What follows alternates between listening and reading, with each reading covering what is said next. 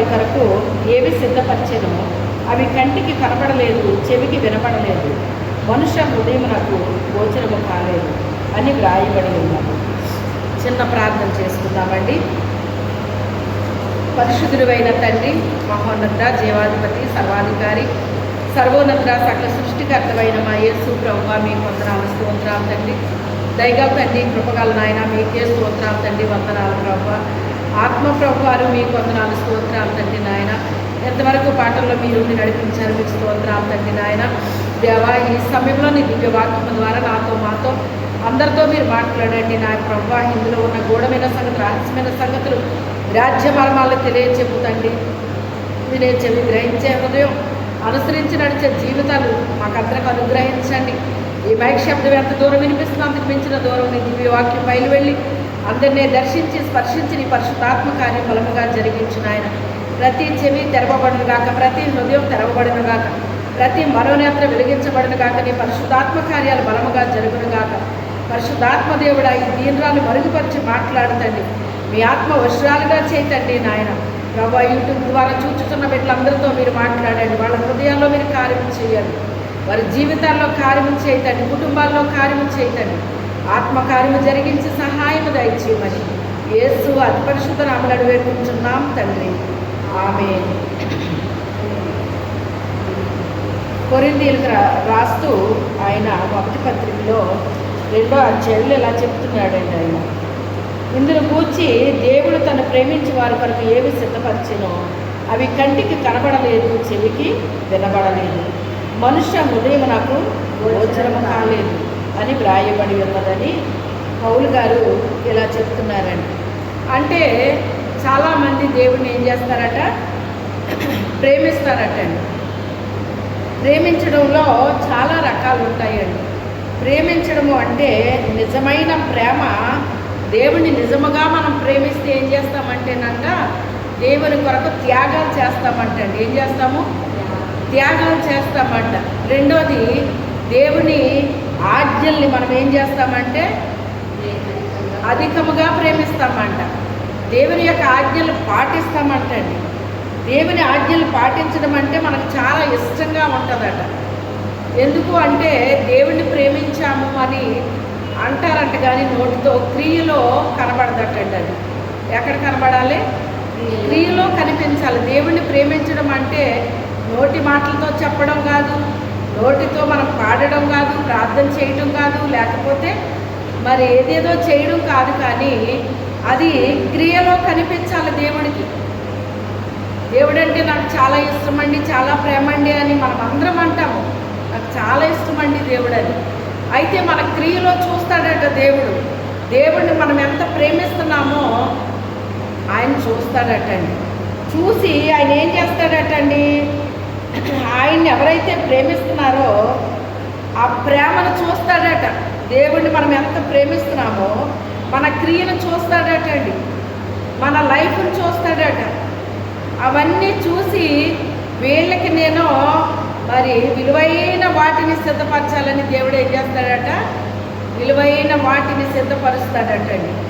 ఆ సిద్ధపరిచినవి అంట మన కంటికి కనబడమంట, చెవికి వినబడమంట, హృదయానికి కూడా గోచరము కావు, ఆలోచించలేము. దేవుడు మన కొరకు ఏమి సిద్ధపరిచాడో అవి మనము కంటితోని చూడలేమంట, చెవితోని వినలేమంట, కనీసం హృదయంలో ఆలోచన కూడా రాదటండి. అలాంటి వాటిని దేవుడు సిద్ధపరుస్తాడంట. ఎవరికి? దేవుణ్ణి ప్రేమించే వాళ్ళకి.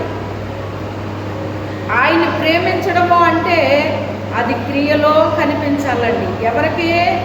దేవుడికి కనిపించాలి. మనం ప్రేమించినట్టు దేవుడికి కనిపించాలటండి.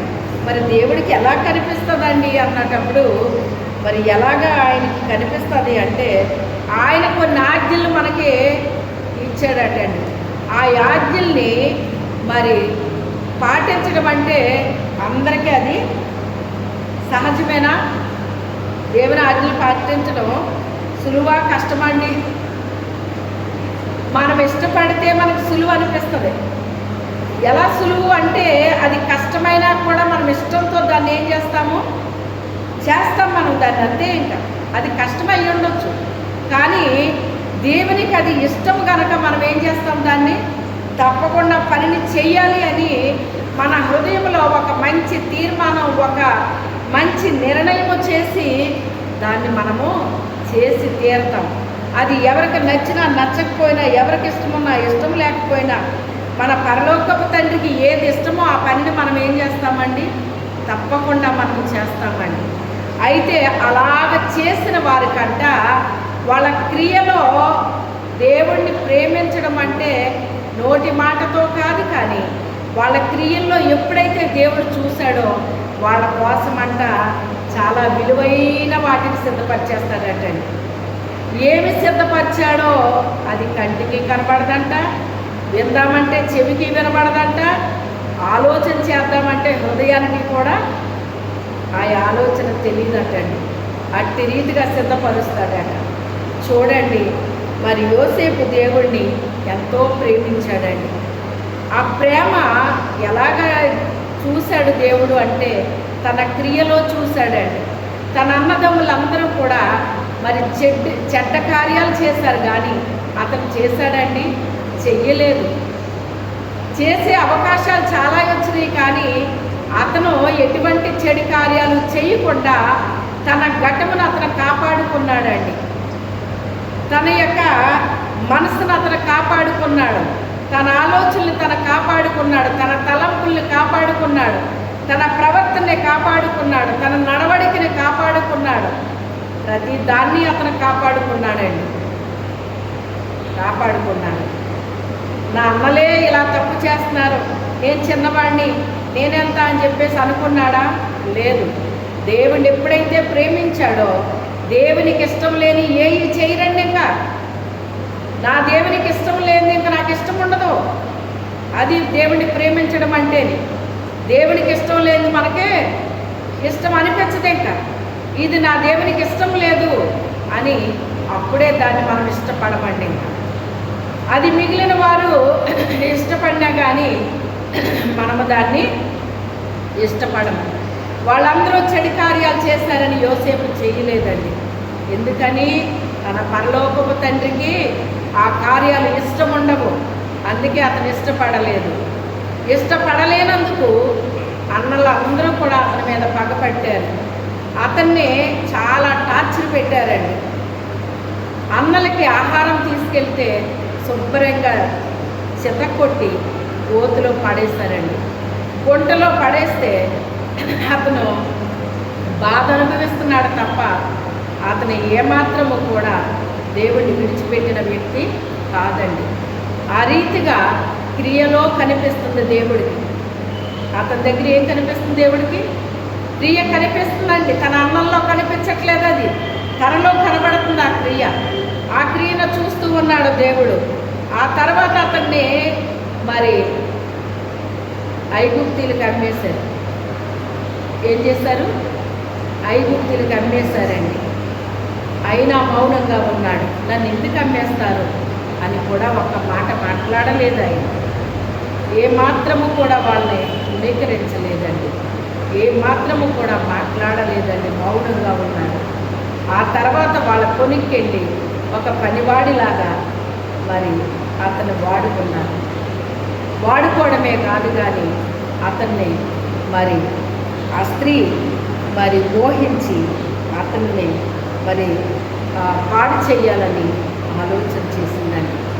అతన్ని చాలా ఇబ్బంది పెట్టిందండి. ప్రతి దినము కూడా అతన్ని శోధించేసిందంటండి. శోధించినప్పుడు శోధన జయించిన నరుడు ధన్యుడు అని రాశాడండి పౌలు గారు. శోధన వస్తుందండి. ఎప్పుడు వస్తుంది? ఎప్పుడైతే నీతి నియమాల్లో మనం బ్రతుకుతున్నామో మన నీతి నియమాలన్నీ పోగొట్టడానికి ఏమొస్తాయి? మనకి శోధనలు వస్తాయండి. ఎప్పుడైతే నీతిగా ఉండాలనుకున్నావో అప్పుడే శోధన వచ్చేస్తుంది. ఎప్పుడైతే పరిశుద్ధంగా ఉండాలని తీర్మానం చేసుకున్నారో అప్పుడే శోధన వస్తుందండి. ఎప్పుడైతే యథార్థంగా బ్రతకాలనుకున్నారో అప్పుడే శోధన వస్తుందండి. ఇలాగ ఏ తీర్మానం అయితే మనము చేసుకున్నామో దానికి ఏమొచ్చేస్తుంది? శోధన వచ్చేస్తుందండి. శోధన రాదని దేవుడు చెప్పలేదు, కానీ ఆ శోధనని జయించిన నరుడు ధన్యుడు అని చెప్పాడు ఆయన. ఇప్పుడు ఆ శోధన ఆయన ఏం చేశాడు? జయించాడండి. ఆమె మరి తనతో పాపం చేయలేదని చెప్పి అతని మీద నిష్కారణంగా నింద వేసేసిందండి. ఆ నిందని ఆయన భరించాడు. కానీ అందరూ కూడా అతను తప్పు చేశాడని నమ్మారు, కానీ ఎవరూ అతని మాట నమ్మలేదు. అందరూ అతన్ని ఇష్టం వచ్చినట్లుగా మాట్లాడారు.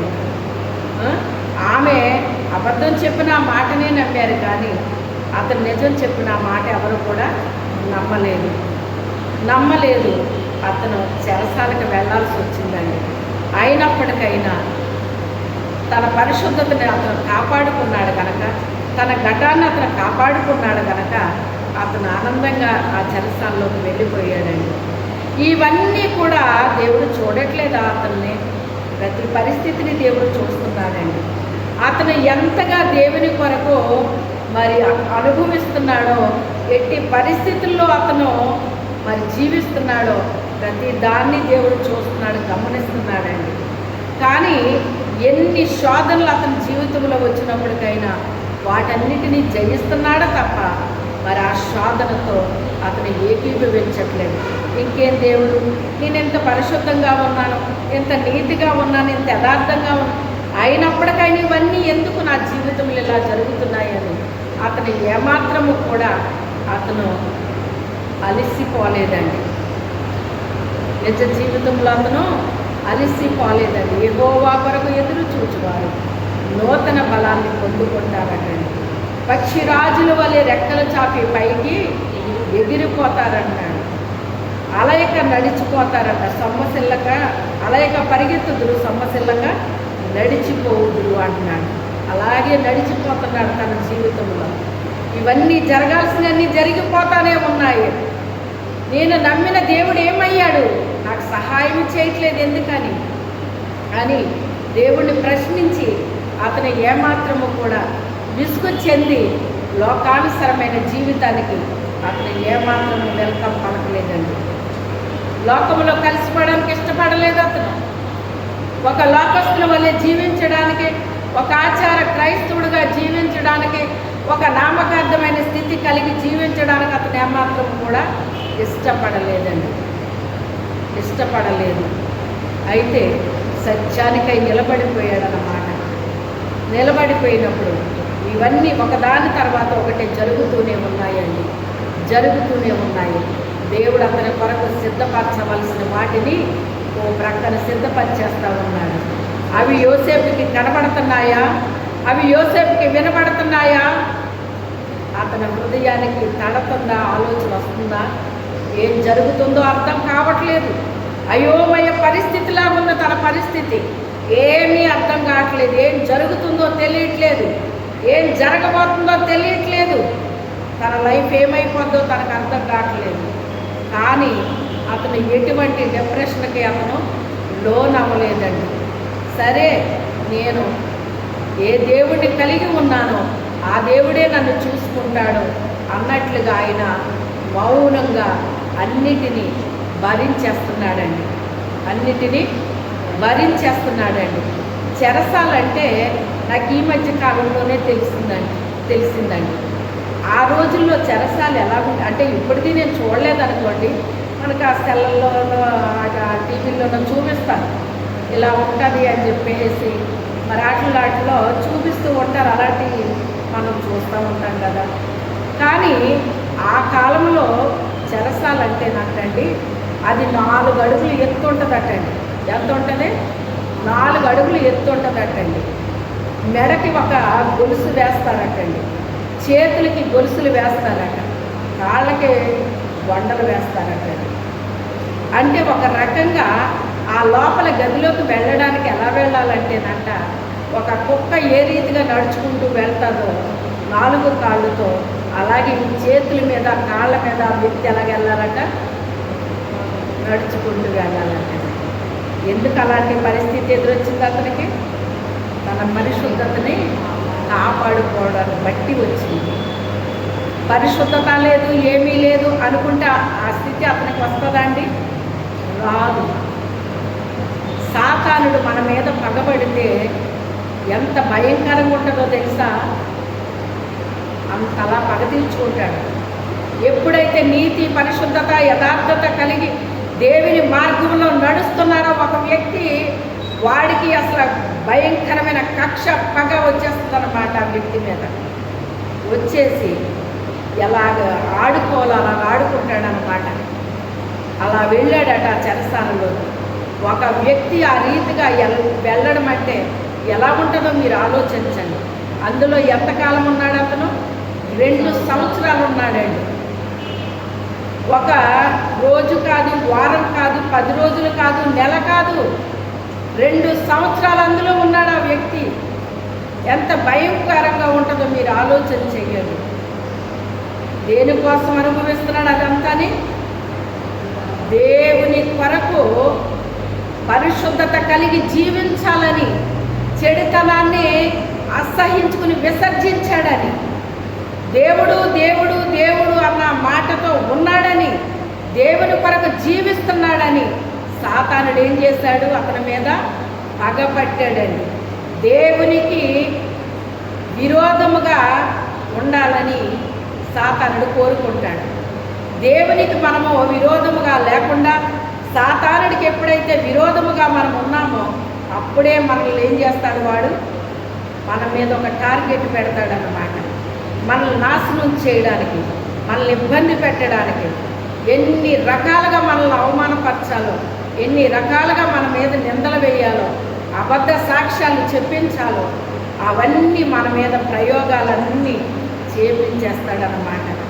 ప్రయోగాలు ప్రజల్ని ఏర్పాటు చేసి వాళ్ళ ద్వారా చూడండి, ఏలియా గురించి అబద్ధ సాక్ష్యాలు చెప్పే వాళ్ళని పెట్టలేదా? పెట్టిందా లేదా? యెజబెల్ పెట్టిందా లేదా? మనుషులు పెడతారండి. అబద్ధ సాక్ష్యాలు చెప్పేటట్టుగా మనుషులు పెడతారండి. ఇదంతా సాతాను యొక్క పన్నాగాలన్నమాట. ఒక నిర్దోషి మీద, ఒక యథార్థవంతుడి మీద, ఒక పరిశుద్ధుల మీద ఇవన్నీ కూడా జరుగుతాయండి. ఇవన్నీ కూడా జరుగుతాయండి.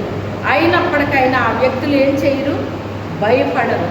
ఎన్నైనా చేసుకో, ఏమైనా చేసుకో, ఏమనుకుంటారో అనుకోండి, ఏం చేసుకుంటారో చేసుకోండి, నాకు దేవుడే కావాలి, నేను ఆయన బిడ్డని అని చెప్పి ఏ వ్యక్తి అయితే ధైర్యంగా ముందుకు వెళ్ళడానికి వాళ్ళ ప్రయత్నం చేశారో అనేకమైన వాళ్ళ జీవితంలో ఎదురొచ్చేస్తాయండి.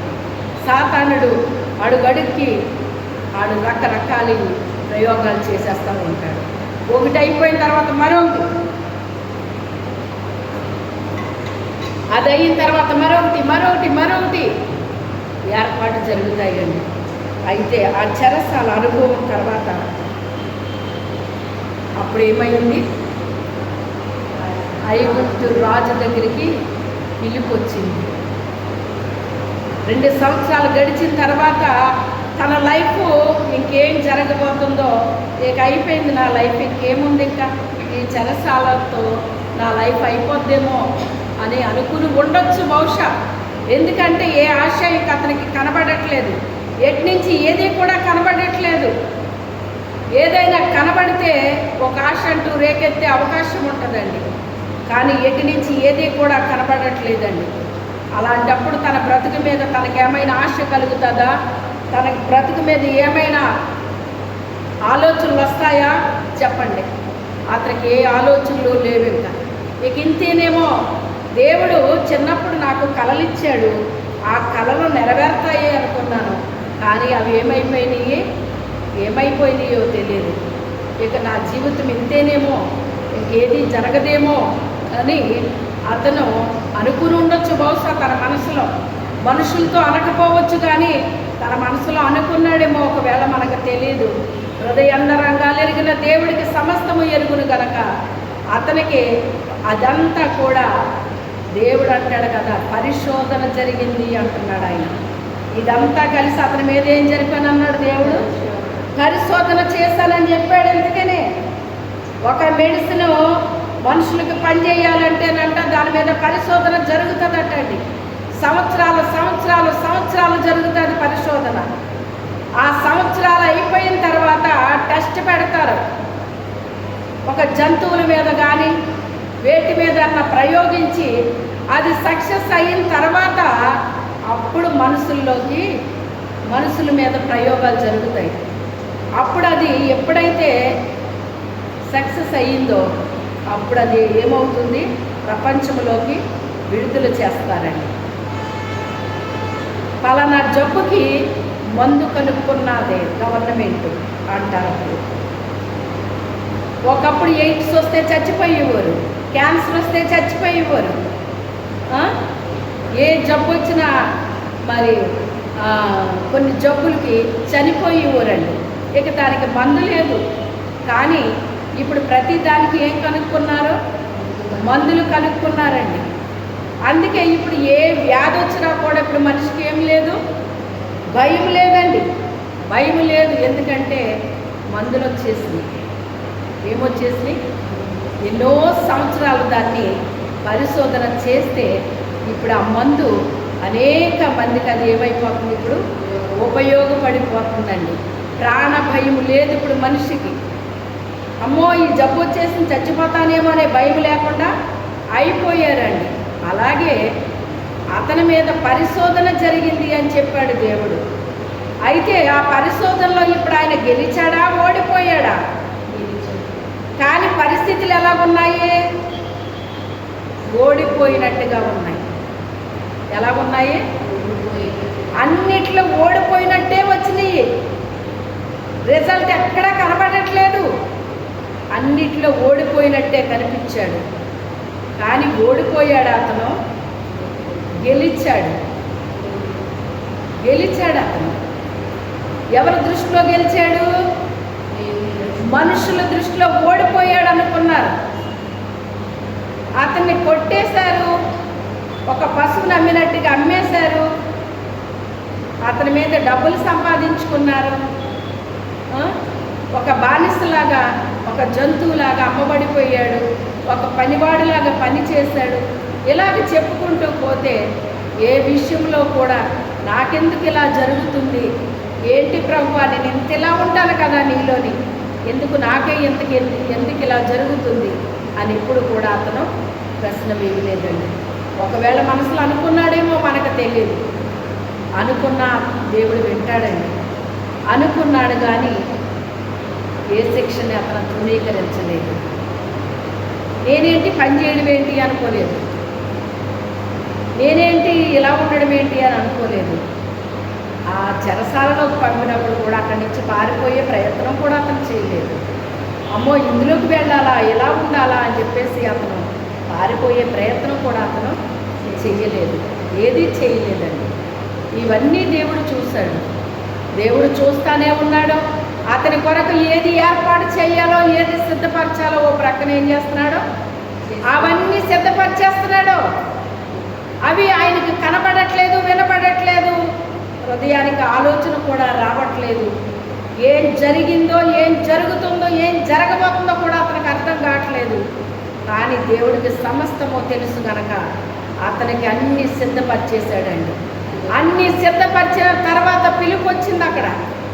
ఆ పిలుపుని అందుకొని అతను బయటికి వెళ్ళాడండి. విడుదల ఇచ్చేశాడు దేవుడు. అప్పటి వరకు ద్వారాలు మూయబడినవి, ఇప్పుడు ఒక్కొక్క ద్వారం తెరవబడతా ఉంది. ఇప్పుడు అతనికి విడుదల ఇచ్చాడు దేవుడు. బంధించింది ఆయనే, విడుదల ఇచ్చింది కూడా ఆయనే.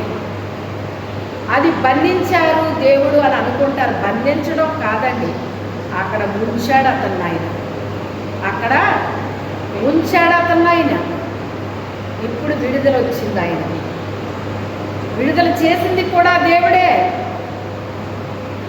విడుదల చేసి అతన్ని ఏ పని మీద అక్కడికి తీసుకెళ్ళాడో దేవుడు, ఆ పనికి దేవుడు అక్కడ ఏం చేశాడు, ఆయన ఏర్పాటు చేసేసాడు. ఒక్కొక్క డోరు ఓపెన్ అవుతా ఉంది అతనికి. మొదట ఆ చెరసాలలో నుంచి బయటికి రావడానికి డోర్ ఓపెన్ అయ్యింది. అక్కడి నుంచి బయటకు వచ్చిన తర్వాత మరి అతనికి మరి చక్కగా స్నానం చేపించి, చక్కని వస్త్రాలు వేయించి, క్షవరం చేయించి, మెడకు గొలుసు వేయించి, ఇవన్నీ చేసి అతన్ని చాలా ఘనముగా తీసుకెళ్ళారు అక్కడికి రాజుగారి దగ్గరికి. అవన్నీ అసలు అతని లైఫ్లో ఏం జరుగుతుందో అతనికి అర్థం కావట్లా. అతనికి అక్కడ తెలిసిన వాళ్ళు ఒక్కరు కూడా లేరు, ఏ రికమెండేషన్ కూడా అతనికి లేదు. కానీ అతనికి ఏం జరుగుతుందో అర్థం కావట్లేదు. ఇక ఇదే నా లైఫ్ అంతా ఇందులోనే ఉండాలేమో అనుకున్నాడు. కానీ అందులో ఉండడానికి కాదు దేవుడు అక్కడ పెడతా, అది తన యొక్క మరి పరిశోధనలో ఒక భాగం అండి. అది దేవుడు పరిశోధన చేసే ఆ పరిశోధనలో ఒక భాగం అవుతుంది, అంతే తప్ప చెరసాలలో శాశ్వతంగా ఉండిపోవడానికి కాదు అతను వెళ్ళింది. దేవుడు అక్కడ పెట్టింది శాశ్వతంగా ఉండడానికి కాదు. ఇప్పుడు ఏదో జరుగుతుంది, ఏంటి అంతా ఏమవుతుంది ఏమవుతుంది ఏమవుతుంది ఏమో ఏమీ అర్థం కావట్లేదు. వెళ్ళిన తర్వాత ఆ రాజుగారు అతనికి ఏమి ఇచ్చాడు? ఇప్పుడు ఒక ప్రధానమంత్రిని చేసేసాడటండి. ఎంత ఆశ్చర్యము! కంటికి కనపడ్డాదా, చెవికి వినపడ్డాదా, హృదయానికి గోచరమయ్యిందా? అవ్వలేదు. దేవుణ్ణి ప్రేమించు వారికి ఆయన ఏవి సిద్ధపరిచానో అవి కంటికి కనబడలేదు, చెవికి వినబడలేదు, హృదయానికి గోచరము కాలేదు. ఇప్పుడు జరిగిందా లేదా అతని జీవితంలో? ఆలోచించాడా? అతనికి ఏమైనా వినబడిందా, కనబడిందా? ఇప్పుడు దేవుడు ఏం చేశాడు అతని జీవితంలో? ఏది అతని కొరకు సిద్ధపరిచాడో అది అతని జీవితంలో జరిగించేశాడు. తనకి బాల్య దశలో ఇచ్చిన, అంటే 13 సంవత్సరాల వయసులో, 13 కాదు 17 సంవత్సరాల వయసులో ఇచ్చిన కళలో 30 సంవత్సరాల్లో నెరవేర్చాడు దేవుడు. 13 సంవత్సరాలు అతని మీద పరిశోధన జరిగిందండి. ఒకదాని తర్వాత ఒకటే ఏం జరిగినాయి? పరిశోధన జరిగింది. ఇప్పుడు ఆ పరిశోధన ముగింపు అయిపోయింది, నెరవేర్పులోకి వచ్చేసాడు, స్వతంత్రించుకున్నాడు. ఏదైతే దేవుడు అతనికి ఇస్తానని చెప్పాడో అది ఇచ్చాడా లేదా? అది అతను పొందుకున్నాడు. అంటే దేవుడు ఇచ్చేంత వరకు ఏం చేయాలి? నిరీక్షించాలి. హల్లెలూయా! కంగారు పడిపోతే జరిగిపోవు. దేవుడు ఇచ్చేంత వరకు ఏం చేయాలి? నిరీక్షణ కలిగి ఎదురు చూడాలి. యెహోవా కొరకు ఎదురు చూచి వారు నూతనమైన బలాన్ని పొందుకుంటారంట. ఒక నూతన బలాన్ని ఇస్తాడు, నూతన శక్తిని ఇస్తాడు. ఇప్పుడు యోసేపుకి నూతన బలం ఇచ్చాడా లేదా? నూతన శక్తి ఇచ్చాడా లేదా? నూతన ఆరోగ్యాన్ని ఇచ్చాడా లేదా? నూతన అభిషేకాన్ని ఇచ్చాడా లేదా? నూతనమైన ఇచ్చాడా లేదా? అతనికి అసలు ఆ దేశానికి ప్రధాన అవుతానని ఎప్పుడైనా కల్లో అనుకున్నాడా అతను? అడుగు వాటికంటే, ఊహించు వాటికంటే అత్యధికంగా చేసే దేవుడై ఉన్నాడు మన దేవుడు. దేవుణ్ణి ప్రేమిస్తే మనం మన క్రియల్లో ఆయన్ని ఘనపరిస్తే మనకేమి సిద్ధపరుస్తాడో మనకు తెలియదు. మనం పడుతున్న శ్రమే ప్రజలకి కనిపిస్తుంది. ఏంటండి వీళ్ళ పరిస్థితి అంతకంతకి ఇలా దారుణమైపోతుంది ఏంటండి వీళ్ళకి? యేసేపు జీవితంలో ఎలా ఉంది? ఒకదాని తర్వాత ఒకటి ఎలా ఉందండి? దారుణంగా లేదా? ఒకదాన్ని మించి ఒకటి దారుణమైన పరిస్థితులుగా ప్రజలకి కనిపించింది. కానీ అదంతా పరిశోధనని ఇందులో రాయబడిందండి.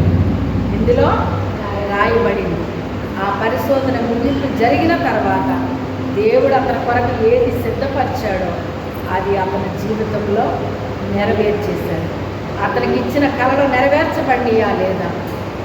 దేని కొరకు అతన్ని సిద్ధపరిచాడో, దేని కొరకైతే అతన్ని ఏర్పాటు చేసుకున్నాడో, ఎన్నుకున్నాడో అది అతని లైఫ్లో తప్పకుండా ఆయన జరిగించే దేవుడై ఉన్నారు. ఒకవేళ ఆయన ఏంటి నాకు ఇవన్నీ ఏంటి, నేను ఎందుకు భరించాలి ఇవన్నీ, అసలు ఈ మాటలేంటి, ఇవన్నీ నేను ఎందుకు అనిపించుకోవాలి అని ఒకవేళ ఆయన ఏమైనా అనుకుని విరమించుకుని ఉంటే అతను ప్రధానమంత్రి అయ్యేవాడా? దేవుని యొక్క శిక్షను తృణీకరించొద్దు నా కుమారుడా, ఆయన శిక్షను నీవు తృణీకరించొద్దు. దేవుడు ప్రేమించే వారిని ఏం చేస్తాడట? గద్దిస్తాడట, శిక్షిస్తాడట అండి. అది దేవుని కుమారుడైతే ఆ శిక్షలో పాలు పంపులు పొందుతాడట. దేవుని కుమారుడు కాకపోతే శిక్షణ ఒప్పుకోరటండి. వాళ్ళకంతా ప్రేమే కావాలి కానీ శిక్షణ ఒప్పుకోరటండి. ఆయన ఎవరినైతే ప్రేమించాడో వాళ్ళని గద్దిస్తాడట, శిక్షిస్తాడటండి. ఎందుకు గద్దిస్తాడు, ఎందుకు శిక్షిస్తాడు? అన్ని విషయాల్లో వాళ్ళని రైట్ చేయడానికి. ఎందుకు? వాళ్ళని రైట్గా చేయడానికి, ఒక క్రమశిక్షణ అనేటువంటిది నేర్పించడానికి. ఒక పిల్లోడు చైర్లో అస్తవ్యస్తంగా కూర్చోంటే మనం ఏమంటామండి? సరిగ్గా కూర్చో. ఏంటా కూర్చోవడం అంటామా మనం? అనమా? అలాగే మన కూర్చోవడం రావాలి, నిలబడడం రావాలి, మాట్లాడడం రావాలి. ఉన్నదండి, వాక్యంలో ఉన్న ఇవన్నీ కూడా. జ్ఞానం కలిగిన వాళ్ళటండి చక్కగా ప్రత్యుత్తరం ఇస్తారటండి. బాగున్నారా అండి అని ఎవరైనా అడిగితేనట, కనబడట్లేదా అంటారటండి. ఇది సరైన ప్రత్యుత్తరమేనా? మనకి బాగున్నా బాగోపోయినా సహజంగా మనం ఏమంటామంటే, ఎవరైనా బంధువులు మన దగ్గరికి వచ్చినా లేక మనం బంధువుల దగ్గరికి వెళ్ళినా బాగున్నారా అండి అని అడుగుతారు. ఎవరైనా మొదటి ప్రశ్న వేసేది ఇదే అంటారు. అందరూ బాగున్నారా అండి? ఇంటి దగ్గర అందరూ బాగున్నారా? పిల్లలు బాగున్నారా? మీ వారు బాగున్నారా? ఇలా అడుగుతారు. అడిగినప్పుడు మనకి బాగున్నా లేకపోయినా, ఇంట్లో వాళ్ళకి బాగున్నా లేకపోయినా ఏమంటాము? మొదటగా బాగానే ఉన్నామండి అంటాం. ఆ తర్వాత కొద్ది మాటలు జరిగాక ఈ మధ్య అసలు బాగోట్లేదండి అని చెప్తాం. మొదట అన్నాం ఆ మాట మనం అనలేదు, తర్వాత చెప్పాము ఆ విషయాన్ని. అలాగే మరి దేవుడు కూడా మన జీవితాల్లో మనం చక్కగా క్రమశిక్షణలో ఉండాలి అని ఆశపడతాడు. ఎందుకంటే క్రమశిక్షణ నేర్పకపోతే ఎక్కడికైనా వెళ్ళినప్పుడు ఆ పిల్లలు సరిగ్గా కూర్చోవడం తెలియదు, వాళ్ళకి నిలబడడం తెలియదు, మాట్లాడడం తెలియదు. అప్పుడు మనం పరుగు పోతాం. అందుకని దేవుడు ముందే మనకేమి నేర్పిస్తాడు? క్రమం నేర్పిస్తాడు, క్రమశిక్షణ నేర్పిస్తాడు, ఎలా కూర్చోవాలో నేర్పిస్తాడు, ఎలా నిలబడాలో నేర్పిస్తాడు, ఎలా పనిచేయాలో నేర్పిస్తాడు. ప్రతి దాన్ని నేర్పిస్తాడండి. దీనులకు ఆయన ఏం చేస్తాడట? నేర్పిస్తానంటున్నాడు. నడక నేర్పిస్తాడటండి. చెయ్యి పట్టుకుని నడిపిస్తానంటాడు. బోధిస్తాడు మనకి. దావీదు అదే అంటున్నాడు, నాకు బాల్యము నుంచి నీవు బోధించావు అంటే దేవుడు బోధించాడు రైటే. మరి ఆయన విన్నాడా లేదా? వినడాన్ని బట్టి ఏమొచ్చింది అతనికి? ఏమొచ్చిందండి ఆయనకి? నా వృద్ధుల కంటే విశేషమైన జ్ఞానం వచ్చింది నాకు అంటున్నాడు. వృద్ధులకి విశేషమైన జ్ఞానం వస్తుందటండి. ఎందుకు వస్తుంది? అనేకమైన అనుభవాలు గుండా వారు వెళ్తారు కనుక. నాకు ఒక ఫోన్ వచ్చిందండి. వచ్చినప్పుడు ఒక ఆంటీ గారికి ఫోన్ చేసి ప్రార్థన చేయమని, కొంచెం ప్రాబ్లంలో ఉన్నారు ఆవిడ, ప్రార్థన చేయమని నాకు ఫోన్ వచ్చిందన్నమాట. వస్తే నేను ప్రార్థన చేయలేదండి. ఆవిడకి నేను ఫోను చేయలేదు, ప్రార్థన చేయలేదు. చేయకపోతే నాకు ఈరోజు నేను కూర్చున్నప్పుడు నాకు ఒక ఆలోచన వచ్చిందనమాట. ఏంటి ఆ ఆలోచన అంటే, నేను ఆ ఆంటీ గారు అంటే నాకు ఇష్టమే, కానీ ఎందుకు నాకు ఆవిడకి ఫోన్ చేయాలనిపించట్లేదు? నాకు ప్రేరేపణ కావాలి. దేవుని ఆత్మ నన్ను ప్రేరేపిస్తేనే నేను చేస్తానండి. వారు నాకు తెలుసు కదా, వారంటే నాకు ఇష్టం కదా అని నేను చెయ్యనండి. దేవుని ఆత్మ ఏం చేయాలి నాకు? ఇప్పుడు చెయ్యి నువ్వు ఫోను, ఇప్పుడు మాట్లాడు అంటే నేనేం చేస్తాను? మాట్లాడతాను. అప్పుడు ఏదో అవసరం ఉంటుంది. దేవుడే వాళ్ళతో ఏదో మాట్లాడాలనుకుంటాడు కనుక ఈ దీనురాలను ఉపయోగించుకుంటాడు. ఒక పాత్రలాగా. కానీ నాకు ఆ ప్రేరణ కలగట్లేదు. ఏంటి ఇలా చెప్తే నేను ఎందుకు ఫోన్ చేయట్లేదు ఆంటీకి, వాళ్ళు ఏమనుకుంటారో ఏంటో, నేను చేయట్లేదు అని చెప్పి నేను అనుకున్నప్పుడు నాకు ఒక ఆలోచన ఇచ్చారు ప్రభు. ఏంటి ఆ ఆలోచన అంటే, ఇప్పుడు ఆవిడ నా మీద పెద్దావిడ, నా మీద పెద్దావిడ, ఆవిడకున్న అనుభవాలు నాకు ఉంటాయా అండి? ఇప్పుడు ఆవిడకి నేను ఏమని చెప్పాలి? నేను ఆత్మీయమైన విషయాలు అయితే అది వేరే సంగతి, అక్కడ పెద్ద చిన్న అలాంటిది ఏమి ఉండదు. కానీ ఇది కుటుంబ విషయాల్లో ఇప్పుడు నేను ఆవిడతో ఏం మాట్లాడగలను? నేను ఇప్పుడు నా వయసును దాటుకుని వెళ్ళిపోయిన ఆవిడకున్న అనుభవాలు నాకు ఉండవు. ఇప్పుడు నేను ఏం మాట్లాడాలి ఆవిడతోని? నా దగ్గర ఉన్న ఆన్సర్ అదే ఆలోచన నాకు ఇచ్చారు ప్రభు. అవును, నిజమే కదా, నేనేమని ఆంటీని ఓదార్చగలను? నేను ఆవిడకి నేనేం సలహా చెప్పగలను? నన్ను దాటుకుని వెళ్ళిపోయారు ఆవిడ, నా వయసుని దాటుకుని వెళ్ళిపోయారు, నా అనుభవాల్ని కూడా దాటుకుని వెళ్ళిపోయారు ఆవిడ.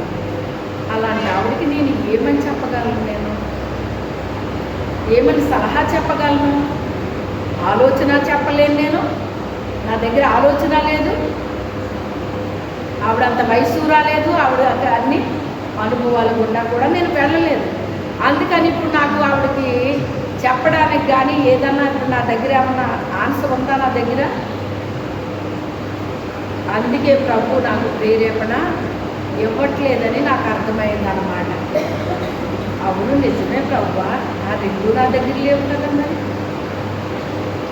నేను ఫోన్ చేసి ఏం చేయను? మరి ఇంకా ఆవిడ ఏదో చెప్తారు, దానికి నేను ఏదో చెప్పాలి కదా, ఏం చెప్పను మరి నేను ఇప్పుడు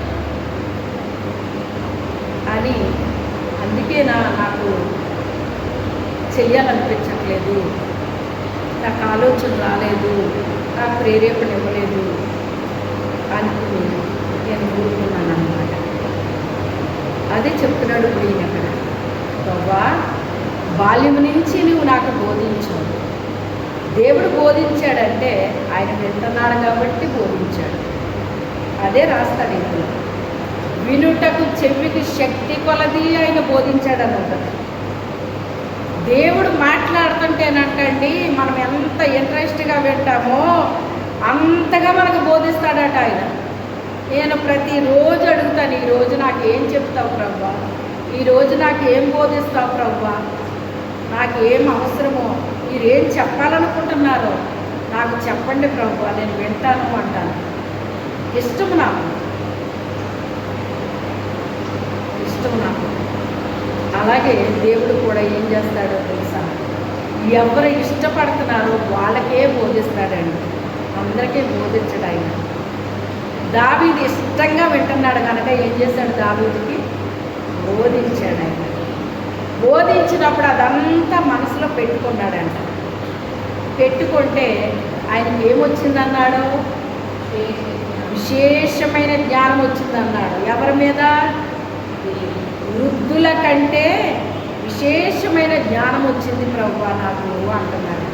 అంటే వృద్ధులకి వస్తుంది విశేషమైన జ్ఞానం.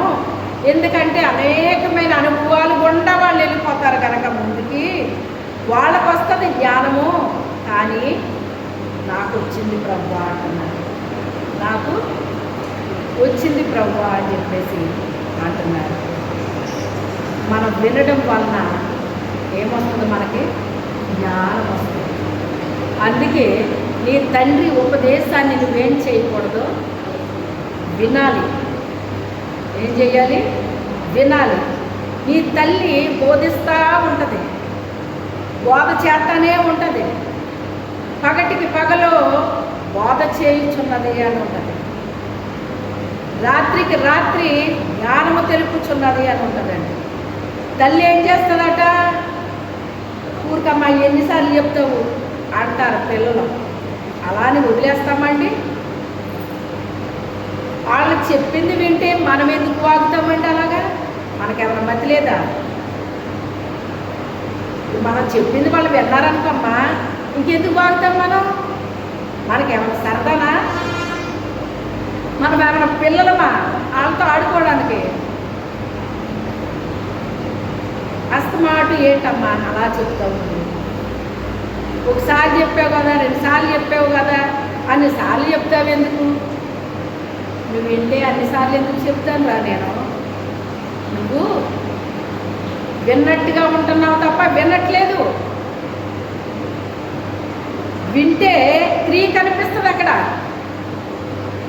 విన్నట్టుగా ఉన్న వాళ్ళ దగ్గర క్రియ ఉంటుందా అండి? ఉండదు.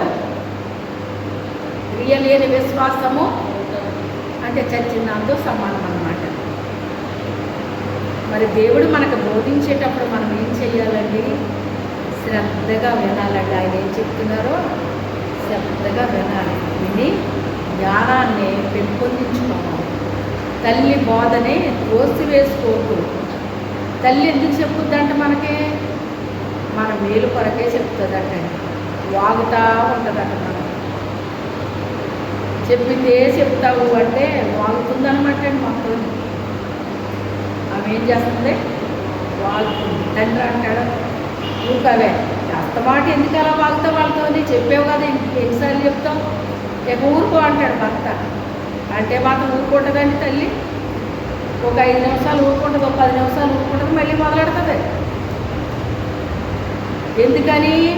ఆ పిల్లలో చక్కగా తయారవ్వాలని, చక్కగా జీవించాలని, బాధ్యతగా ఉండాలని, ప్రయోజకులు అవ్వాలని. అందుకే వాగుతుంది తల్లి. తండ్రి వాగడండి. ఏ పిల్లలతోటి తండ్రి వాగుతాడా? చూసారా మీరు ఎక్కడన్నానే? ఎందుకంటే అస్తమట్టాలతో వాగుతారని ఏ తల్లి అన్నా అంటదా? తల్లి వాగుతారు తప్ప తండ్రి వాగడండి ఎక్కడన్నా. ఒక్కసారి చెప్తాడు, 2 సార్లు చెప్తాడు అంతే. ఇది చెప్పడానికి అవసరమైతే ఎప్పుడో ఒకప్పుడు వడ్డించేస్తాడు అన్నమాట. ఇంకా బాగా కోపం వచ్చాక వడ్డించేస్తాడు అంతే తప్ప అస్తమాట తల్లిలాగా వాగడండి ఆయన. విశేషమైన జ్ఞానం నాకు వచ్చిందయ్యా, నువ్వు నాకు బాల్యదశ నుంచి బోధించావు కదా, దానివల్ల వృద్ధుల కంటే విశేషమైన జ్ఞానాన్ని పొందుకున్నానయ్యా అని చెప్తున్నాడు. చూడండి, ఆ వినడాన్ని బట్టి అతను ఏం చేశాడు? దేవుడు ఒక రాజుని చేశాడండి. దేవుణ్ణి ప్రేమించాడు కనుక ఎంత ప్రేమించాడండి దావీదు దేవుణ్ణి. అసలు దేవుణ్ణి ప్రేమించినందుకు ఎవరినన్నా ప్రేమించాడా దావీదు? నా దేవుని మందసం నా రాజ్యంలోకి వస్తుందని అసలు బట్టలు ఎలా ఉన్నాయో కూడా చూసుకోకుండా నాట్యం చేశాడట. చిచ్చి, ఒక రాజు అయి ఉండి అసలు నువ్వు ఎలాగా ఆ ప్రజల మధ్య నాట్యం చేస్తున్నావో అసలు నీకేమన్నా తెలుస్తుందా అని మేఘాలో కిటికీలో నుంచి చూసి అసహించుకుందటండి భర్తని. ఎంత మందసం ఊళ్ళోకి వస్తే మాత్రం, నగరంలోకి వస్తే మాత్రం అంతలాగా నువ్వు ఒక రాజు అన్న విషయాన్ని మర్చిపోతావా? అలా చేస్తావా నువ్వు అని చెప్పి భార్య ఏం చేసింది? ఏనమ్మగా మాట్లాడిందంట. భర్తను ఏం చేసిందంట? ఏనమ్మగా మాట్లాడిందంట. అందుకే ఆమె గర్భంలో నుంచి రావాలి అసలు రాజు.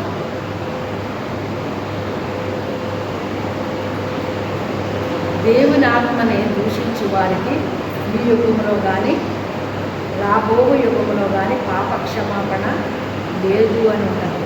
అతను నాట్యం ఎందుకు చేశాడు? ఆత్మతో నింపబడిపోయాడు. అతను తనని తను మైమరిచిపోయాడండి. అమ్మో, నా దేవుని మందసం నా నగరంలోకి వచ్చేస్తుంది అని ఆ ఆనందముతో అతను నాట్యం చేశాడటండి. అది ఆవిడకి ఇష్టమవుతుంది. అందుకే ఆమె గర్భము మూయబడిపోయిందంటే. మూయబడిపోయింది. ఎవరు గర్భాన్ని తెరిచాడు దేవుడు? బత్షెబ గర్భాన్ని తెరిచి ఆ గర్భంలో నుంచి సొలొమోను వచ్చాడు.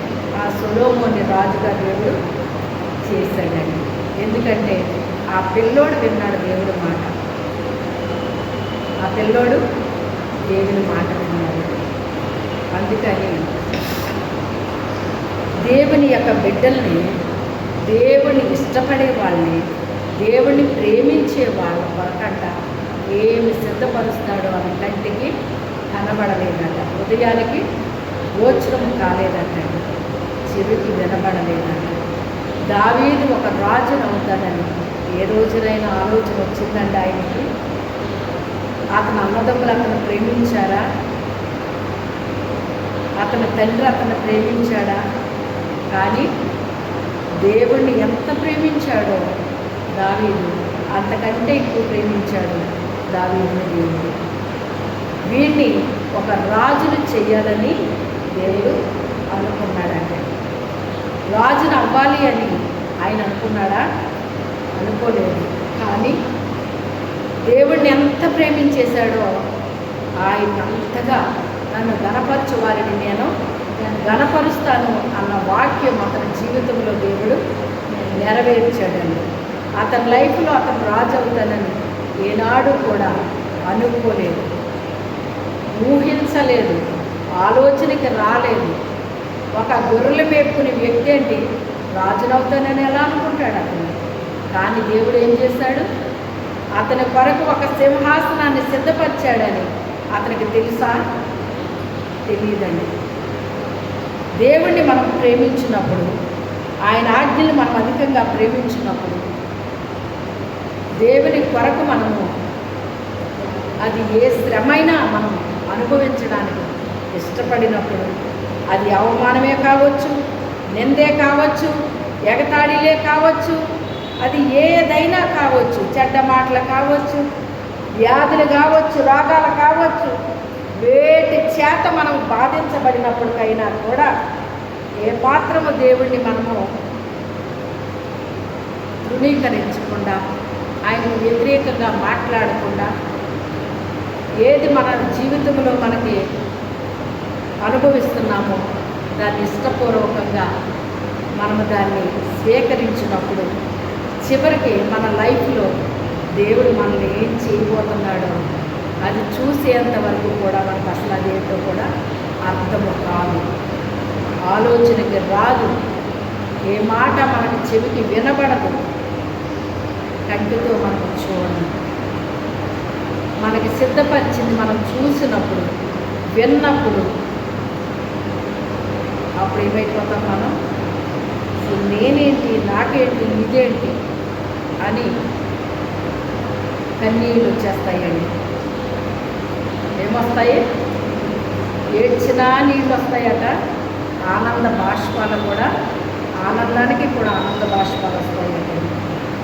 మనము మన కోసం శ్రమ అనుభవించిన, మన కుటుంబం కోసం శ్రమ అనుభవించిన దానికి ఫలితం ఏమీ లేదు. కానీ దేవుని కొరకు ఏది అనుభవించినా దానికి మాత్రం ఏముంది? తప్పకుండా ఫలితం ఉంటుందండి, తప్పకుండా దానికి బహుమానం ఉంటుందండి.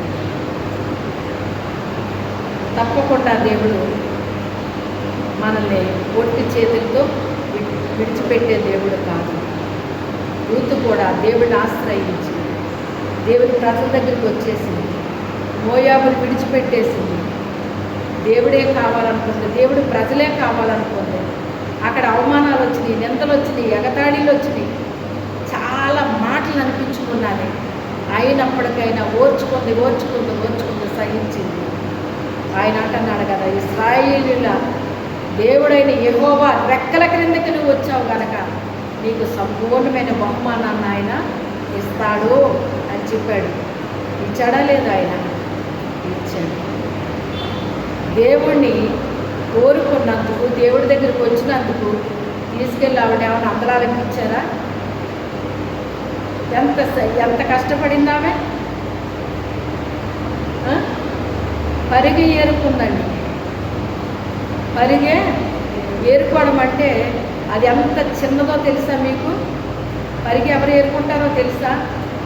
తల్లిదండ్రులు లేని పిల్లలు, విధవరాళ్ళు, పరదేశులు ఏరుకుంటారండి.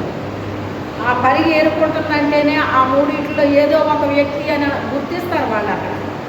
అంటే ఇశ్రాయేలీలకి ఈ పరిగెరుకునే మనిషి అంటే చాలా చిన్న చూపు అన్నమాట. అంత చిన్న చూపుకి గురయింది అక్కడ ఆమె. కానీ దేవుని చూపు ఆమె మీద పడింది. ఆమె హృదయాన్ని చూశాడు దేవుడు, ఆమె నమ్మకత్వాన్ని చూశాడు దేవుడు, ఆమె శ్రమను చూశాడు దేవుడు, ఆమె కష్టాన్ని చూశాడు దేవుడు, ఆమె ఓర్పును చూశాడు, ఆమె సహనాన్ని చూశాడు, ఆమె దీర్ఘశాంతాన్ని చూశాడు. దేవుణ్ణి ఎంత ప్రేమించిందో, దేవుని ప్రజల్ని ఎంత ప్రేమించిందో వాటన్నిటినీ చూసిన దేవుడు ఆమెకి ఏమిచ్చాడండి? చివరికి సంపూర్ణమైన బహుమానాన్ని ఇచ్చాడు దేవుడు. మన దేవుడు మనల్ని ప్రేమిస్తే, ఆయన్ని మొదట మనము ప్రేమిస్తే తర్వాత దేవుడు మనల్ని ప్రేమిస్తాడు.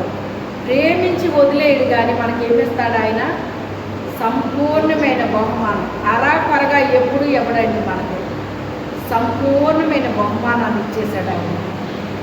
ఆలోచించండి, దేవుణ్ణి ప్రేమించిన వ్యక్తులకి ఆయన ఎలాంటి ఇస్తాడు? ఆయన చాలా విలువైన వాటిని సిద్ధపరిచేస్తాడటండి. వాళ్ళ కొరకు ఏమి సిద్ధపరిచాడో వాళ్ళకి తెలిసిందా? తెలియదు. మన జీవితాల్లో కూడా మనము దేవుని కొరకు ఏదైనా అనుభవించడానికి ఇష్టపడి ముందుకొచ్చి అవి ఇష్టపూర్వకంగా అనుభవిస్తుంటే మన లైఫ్లో కూడా దేవుడు మనకేమి సిద్ధపరుస్తున్నాడో మనకే తెలియదండి. అది ఎప్పుడు జరుగుతుందో అప్పుడు మన కన్నులకు ఏమైపోతుంది? ఆశ్చర్యం అనిపిస్తుంది, ఆశ్చర్యం అనిపిస్తుంది. మనం కోరుకుంటే వచ్చేవి కాదయ్యి, అనుభవిస్తే వస్తాయని. ఒక దైవజనుడు ఇలా చెప్పారు, అనుభవాలంట బుక్స్ చదివితే రావు, బుక్స్ చదివితే రావు, వాక్యాలు వింటే రావు, అనుభవిస్తే వస్తాయి అనుభవాలు అన్నాడు ఆయన. చదవడం వేరు, వినడం వేరు, అనుభవించడం వేరు. అనుభవించడం అనేటువంటిది అంత తేలికైన విషయం కాదని, అంత ఈజీ కాదండి. అది అనుభవిస్తే తెలుస్తుందండి మీకు, అనుభవిస్తే తెలుస్తుందండి మీకు అంటారే, అయ్యండి అనుభవాలంటే అవి వినడం వలన చదవడం వలన వచ్చేవి కాదండి. మన జీవితంలో అనుభవిస్తే తెలుస్తాయండి. ఆయన అనుభవిస్తే తెలుస్తాయి. ప్రార్థన చేసుకుందాం, మోకరించండి. మీలో ఎవరైనా ప్రేరేపణ కలిగిన వారు చిన్న ప్రార్థన